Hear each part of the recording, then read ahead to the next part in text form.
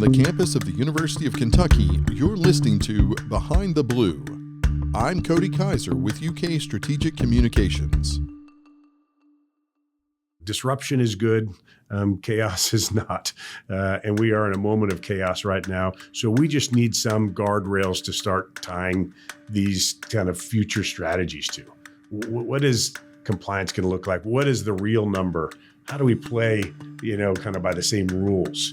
This idea of a luxury tax, allows people, like Mark Cuban, was famously on the bench last night. They didn't spend that much more. There are a lot of other schools that spent a lot more than them. But I'll tell you what, the ROI on whatever they did, if you look at the number of people in this country who are rooting for Indiana last night, will be exponential.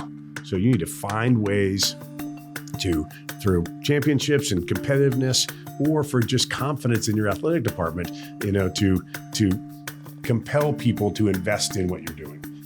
That's Erik Judson, founder and CEO of JMI Sports. College athletics is changing fast. Revenue sharing, NIL, escalating costs, and questions about what the next era is supposed to look like. And for athletic departments across the country, the financial pressure is real. This week, we're bringing you a new installment of our Business of UK series, where we dig into the forces shaping the university and the world around it.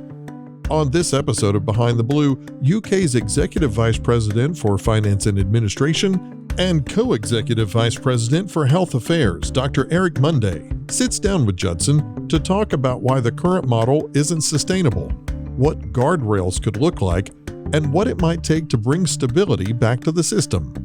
And now, here's Dr. Monday.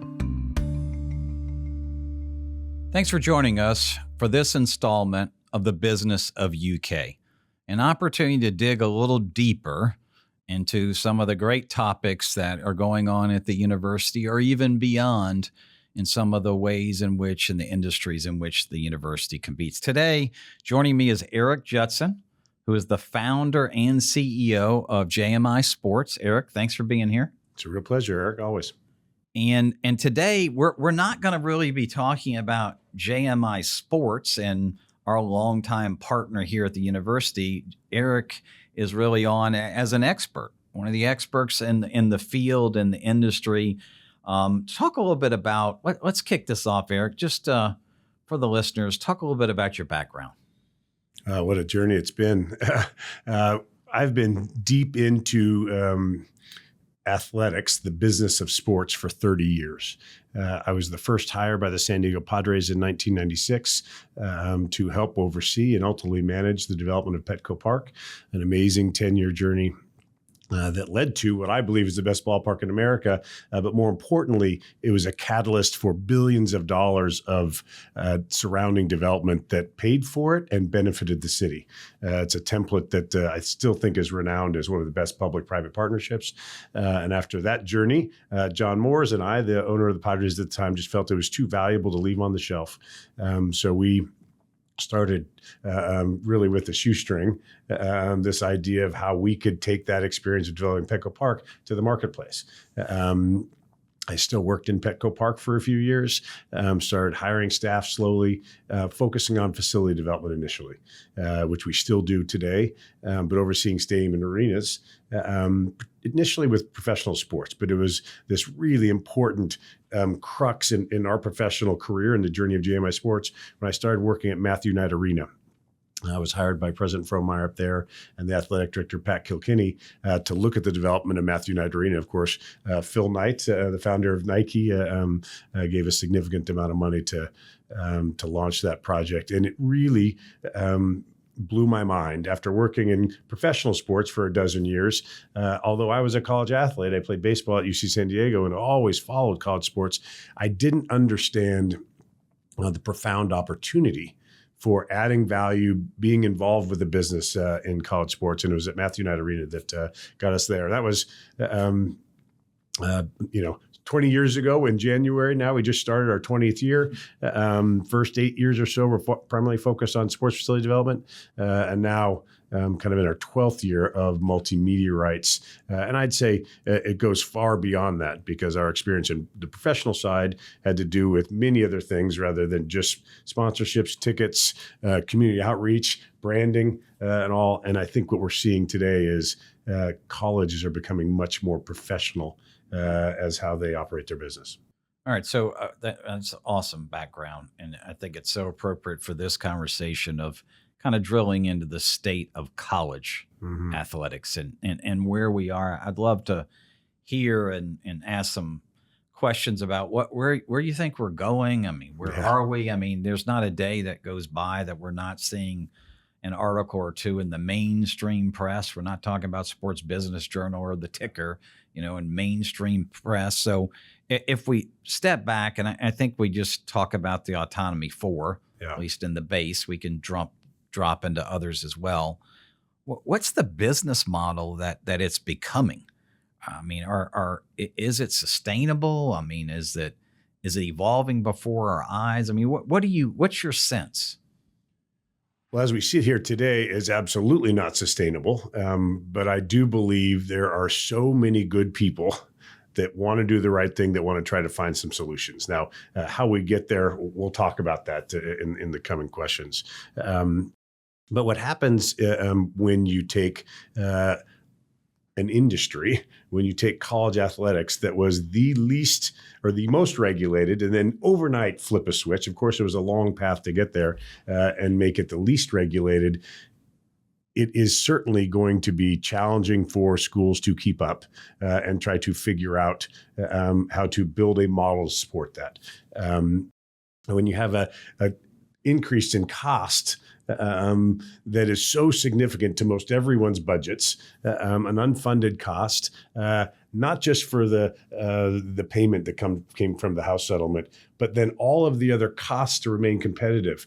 If you look at the coaching staffs, if you look at marketing departments, if you look at all types of other pieces of the ecosystem, those costs are going up dramatically as well.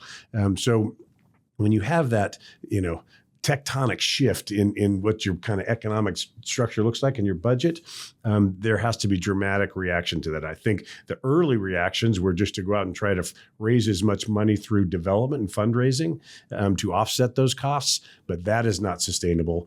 So where I think this is going, Eric, is that hopefully without ever losing sight of the importance of college athletics and college athletes, the student athlete, the education they're getting, the opportunity that they're getting. With 500 kids on a campus, only a few of those are really primarily the revenue drivers for the sport, for the athletic department. So given all of that, I think that they need to professionalize. I think that they need to look at, as pro teams do, they've got one objective: to drive as much revenue as they can to support the business activities on the field. Now with the cost of talent increasing as much as it has, I think universities will need to do the same. It's not just a revenue problem, it's a cost problem. They need to professionalize how they deliver services. And I hope at the same time they can keep what is great about college athletics from my standpoint is opportunities to give young men and women an opportunity to come and potentially change their life, change their family's life by get a great education on campus. But we're going to need to do that with real pressure, primarily in football, certainly in men's basketball as well, with those costs increasing so much. Let's solve that problem, but let's not lose what's great about college athletics: opportunities for young men and women. Thanks for that, Eric. We have this little whiteboard we bring out. Mm-hmm. So I think when we look at the new cost, let's drill into this for a minute. Okay, we got the rev share. You said that from the House settlement. It's about $20.5 million. It's right around there. And then we have new scholarships, right? It provided that we could go away from the equivalencies to full scholarships. So let's call that $5 million for I'm talking about an average A4 athletics program. NIL, big question mark here. We'll come back to that. And then let's not forget, whether it's your business or the University of Kentucky or anyone else, the average budget of athletics department in the A4 is $150, $200 million. you have inflation. I mean, just turn the lights on, just basic inflation. Let's call that 4. So, I mean, we're at 30 million plus whatever you're going to quote unquote generate or create in NIL. And if that's on a book of business of 150 to 200 million, that's 20% or thereabouts. If you look at 150, my question though is that enough to drive change? Is it large enough to drive change? Because I mean, has the NIL market come down this year? Certainly hasn't. Those numbers are where you're sitting today. That snapshot, and each one of those numbers are increasing. The other cost I was talking to you about is defensive coordinators now are making $3 million when not many years ago they were making $500,000. I mean, it was really not many years ago. Employee salaries are going up. Capital costs, right? I mean, the arms race we've been talking about for 20 years, does this slow down? All kinds of facilities that don't generate revenue, but they're part of the ecosystem that attracts kids to get here. We won't go into the recruiting world today, but how it's changed from how beautiful our workout room is to how much money you're giving me in NIL. So that's kind of changed some things too. Probably hasn't taken the arms race out of the equation because you've got to build now facilities that generate revenue to help cover this. But all of those are moving upward too. Even the House settlement, as you know, has many increases that are going to be coming in the near future.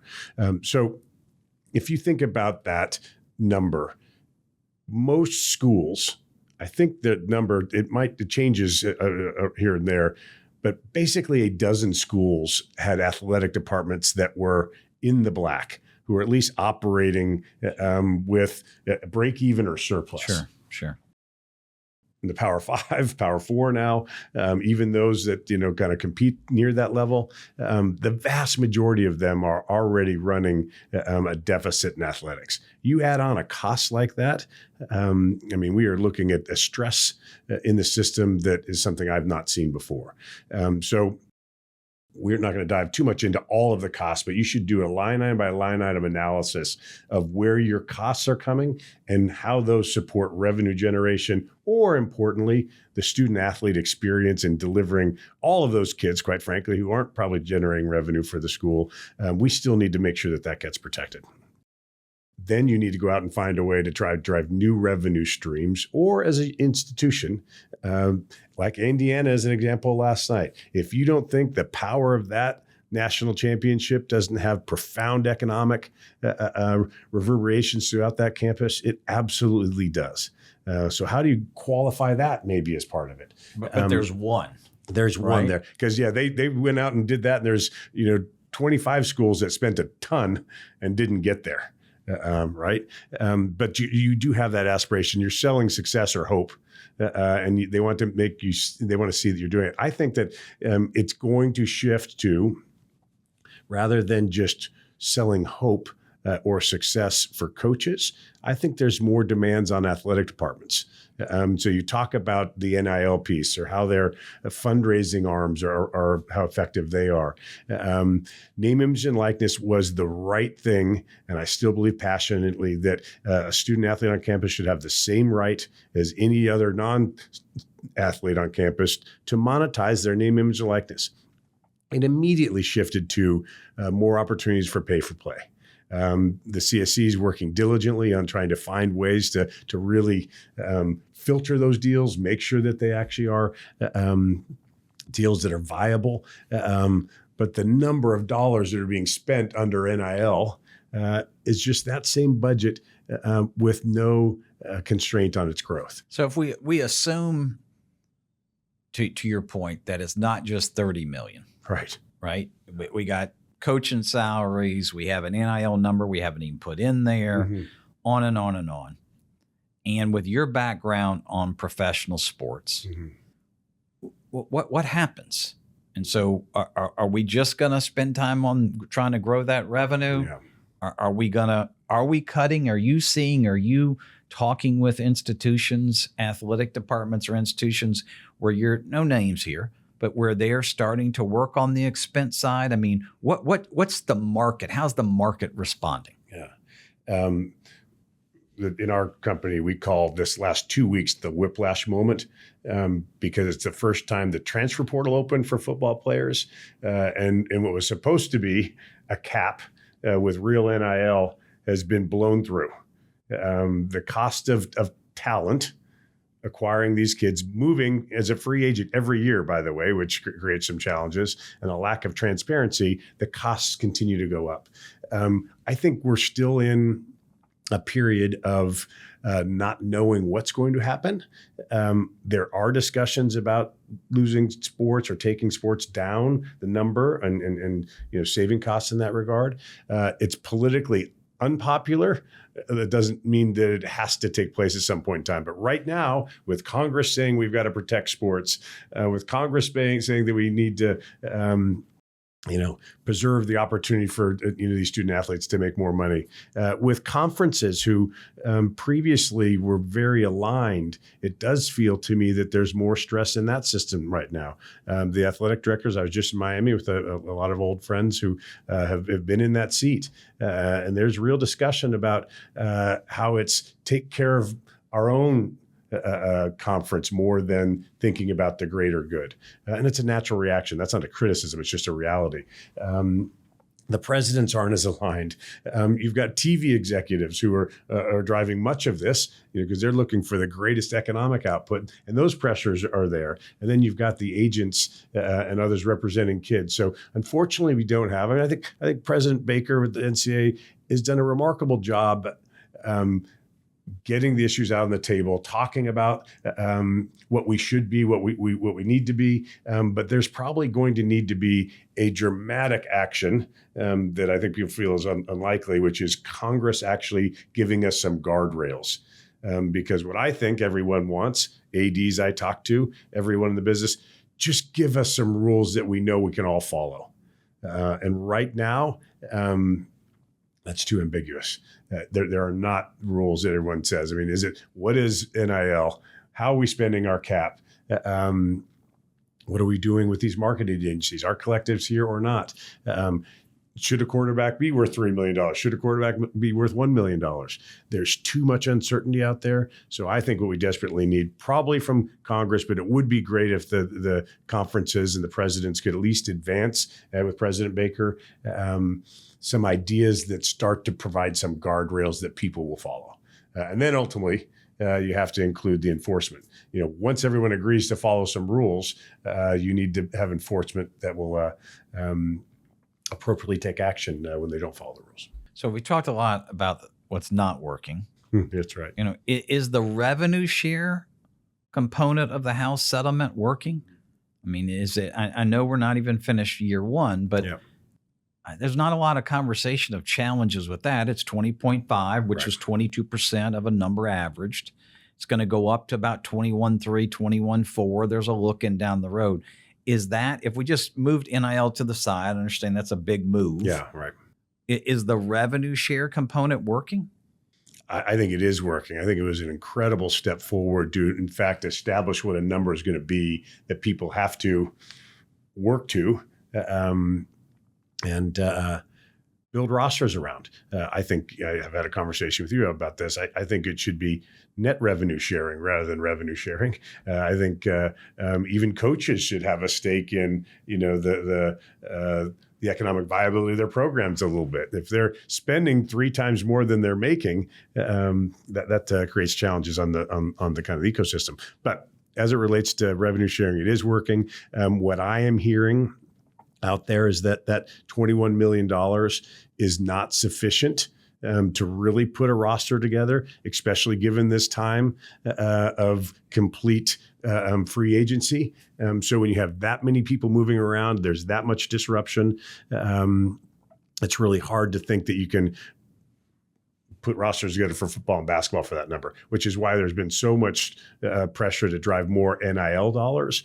I hope, and I know that they're probably not all following it. We certainly are diligent in trying to follow all rules and make sure that we never play outside the lines. I think our NIL program here is best in class. The dollars, the local dollars we're getting, the incremental dollars we're getting, the ability to use our incredible brand relationships to really put things through NIL Go to get dollars to kids. But I think everyone would feel a lot better if they just had a hard cap number that maybe was higher, and we'd stop allowing everyone trying to manufacture dollars above that.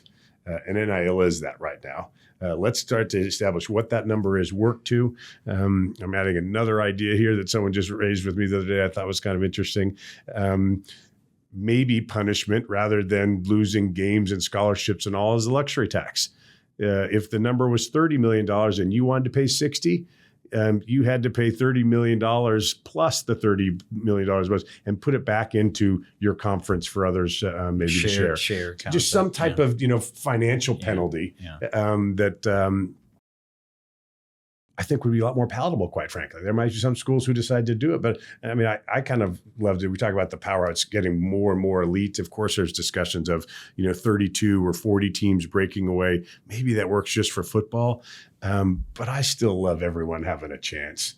And maybe if you had some financial penalties to maybe constrain some activity, but we need transparency, okay? And we need to be able to enforce whatever ultimately happens. So that's a little bit out of the box idea, but we need to start thinking about something like that. So let's drill in for a second to the lack of a different term, super conference concept. All right, so you go to that. If we had gone to that a couple of years ago and chose 32 teams, would the winner of the CFP last night been in that 32? They would not have. So, I mean, I think that argues for your point, right? Of what the consequences for those actions. All right. So we've talked a lot about the challenge. We talked about, maybe we'll pause on rev share. We're really spending time on talent. Yeah, right. I want to talk for a moment on infrastructure and what you're seeing out there across the entire landscape. That's why you have this great, because you work with so many universities. You've been doing development for 2 decades. You've been talking about even before, or rather after Petco Park. So what are you seeing as it relates to infrastructure across colleges and universities within the athletic domain? Yes. I still think there's much more focus on revenue growth than on cost containment. There are institutional norms that have been here for a long time that are hard to break away from in terms of how the athletic departments have been run. And I'm certainly not someone for, throwing that against the wall and breaking it, but I do think we have to refine it. I think we have to get better. I think we need to really determine kind of activity-based accounting, where our people are in organizations and what are they doing to support the enterprise. And it might be, compliance is a big darn deal. Nutrition's a big deal. I mean, all these things that really go to, the great student athlete experience. But I think when you get out of that, I think you need to be more aggressive in finding ways to drive revenue and really professionalize. So when I say professionalize, I don't think we should professionalize how we treat our student athletes. We should find dollars, for those who are really impacting the university. But we should double down on giving a great experience, and I feel strongly, protect Olympic sports, give more kids the opportunity, maybe reduce the costs of each of those programs, but give more children the opportunity, more young men and women to come on campus. But as it relates to infrastructure projects or revenue generating projects, as it relates to how you go to market, how you build your brand, how do you expand your outreach to people who haven't yet given. One of the great things that I learned early on in the Padres organization, and my mentor, Larry Lucchino, was, in my mind, the finest sports executive I've ever been around, because he had us working all day, every day, in spite of wins and losses. He said, look, if we're winning, we're going to be so darn good at our business that the ceiling's going to be higher. If we're losing, we're going to have a higher floor so we can still continue to be successful here. But we learned early on, one ticket buyer turns into someone who gets a mini plan that then buys a season ticket. And then in the college environment, that person becomes a donor and supports the organization maybe beyond athletics and all. So you need to find ways to mine those people. It's data collection, it's managing all that, which I know the university does so well here. And you need to, look at everything you do and try to make it more cost effective and find if there's ways to drive revenue, because it's imperative, without trying to say, hey, you can do X percent of growth. I think it's a cultural thing. I think you need to establish a culture that says we are in the business of college sports. In addition to supporting our student athletes, we're in the business of college sports, and we have to do the best we can. We have to look at best practices. We've got to challenge ourselves. We've got to do things differently in order to keep up with this economic model that is under strain. Not talk. Let's put, a couple final questions here. Let's put UK aside for a second. Are you seeing institutions, athletics departments moving to run like a business? Is there an acceleration of that? Has it always been happening? Were they already doing it? I mean, is this an accelerant, the period of time we're in? It absolutely is. I think if you look across mainly the major players across the conferences, and the conferences themselves are doing a lot to introduce new opportunities, new revenue opportunities and all. So they're trying things. I think everyone, including, University of Kentucky, of course, is looking hard at this. The question is, how do you professionalize with not losing what your kind of core values are? But I think those things can be compatible. I really do. The deal structure we've talked a lot about here. We were, I think, very innovative together in coming up with a revenue share structure where University of Kentucky gets the vast majority of every new dollar comes in, because you ultimately are the ones who can drive that more than we, quite frankly. So the collaboration there is terrific. You're seeing Ohio State doing that. Texas has that model. I mean, the big schools are seeing, more upside in things that are changing. Alignment of interest. And locking arms and transparency, and let's go grow the business. You cannot have, whether it's with a multi-media rights partner or somebody else on campus, you can't have a relationship, a contract that impedes flexibility, being nimble, and growth. Now, you have to constantly, the bar is very high there, right? You have to constantly do that. You don't kind of get complacent with that. In fact, it does the opposite. I think what it does is, you talk about the accelerant, I think it adds fuel to that fire. So schools are doing that. I think universities, on a very large public campus that we have right now, they're looking at ways to think more about campus as part of this, because so many opportunities around campus that then can feed athletics. We have a university who's contemplating a private equity deal, and that really is to professionalize their business operations, come in and invest in the growth of business operations, and then keeping the student athlete component separately. So it's absolutely happening. And I think it's changing fast. So go back to maybe one final thought I'd make is that, disruption is good. Chaos is not.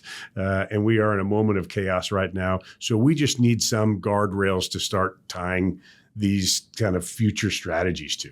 What is compliance going to look like? What is the real number? How do we play, kind of by the same rules? This idea of a luxury tax, allows people, like Mark Cuban, was famously on the bench last night. They didn't spend that much more. There are a lot of other schools that spent a lot more than them. But I tell you what, the ROI on whatever they did, if you look at the number of people in this country who are rooting for Indiana last night, will be exponential. So you need to find ways to, through championships and competitiveness, or for just confidence in your athletic department, to compel people to invest in what you're doing. And that's going to take as we talked about, kind of a more professional approach. Now, one final question. 5 years from now, we're sitting here, 2031. We're having a podcast talking about the state of college athletics. What's different? Yeah. What surprises the fan? What surprises a leader in the industry like you? if we're 5 years from today? What put the crystal ball? Yeah. Give me a guess. Give our listeners a future of what college athletics is going to look like. I'm going to put my optimistic hat on, which I generally am. People care about the front of the jersey. People are watching it, record. The women's sport advancement is incredible. Women's basketball, women's volleyball now, they're filling arenas around the country. Men's volleyball is actually growing across the country right now. People are watching in record numbers, so they care. They care about their school. And that's a pretty darn good place to start. I think there's tough conversations around collective bargaining. Will Congress act? The whole employment discussion is much more challenging, but you can do collectively bargain in some ways without it actually being employment. Everyone I talk to wants it to be better. Just no one has found the thread. I think they're competing interests a little bit at times. I think there's I want it that way for everybody else, but I want to play by these rules. I think there's massive desire and momentum to improve what's going on. Even the people in it are not happy about it. So if that's a reality, and we do know there are some tools, whether it's a luxury tax or collectively bargaining or something I know we're all concerned about, lawsuits and everything else. And Charlie Baker, I think, has done an incredible job out there trying to advance things. Conference leaders all want to do something different. I'm going to make one kind of sub-bullet here. Olympic sports and all the schools that are not Power 4 have to be part of that equation too. I think that there's room for optimism because so many people, congressmen in South Dakota care. Yeah. And I know we've got a little bit of political impasse in Washington right now. But I think with so many people on both sides of the aisle having impact their districts, and then the fans and the coaches and the administrators, they want this to be healthy. So I'm hopeful we can get there. And maybe that is the thread. The thread of impact on the community. Yeah. Transformational experience for these young people. Right. Getting a degree when otherwise maybe I could not figure out a way to get there. That's right. Maybe that's to your optimistic end here. I appreciate that. Yeah. So today we are joined by Erik Judson, founder and CEO of JMI Sports, on our Business of UK. We've been talking about the state of college athletics. And Erik, I'll come to you for any final comments as we wrap up this podcast. I just, as you know, Erik, I've got a daughter who's a junior at Miami, and she was watching the game at 4 a.m. in Madrid. My son was at his fraternity house, a freshman in Indiana. But the number of people that were blowing up my phone last night who didn't even know that, just talking about how exciting the game was and how great it is. College athletics is really, really important and really cool. We're privileged to be a part of it. We've got a bunch of great partners around the country, and we're going to continue to try to help provide those solutions. So maybe some of those ideas we talked about will be something we could all kind of promote together. But it is worthy of the fight. That's awesome. Erik, thanks for being here. Appreciate you being Appreciate here. You. Yep. Closing out today, our Business of UK, Erik Monday here. We'd love to hear from you. Business of UK at uky.edu. We'd love to hear your feedback. Thanks for joining us. Thanks for listening to Behind the Blue. Behind the Blue is a production of the University of Kentucky. For more stories about how the University of Kentucky is advancing our Commonwealth, visit uknow.uky.edu.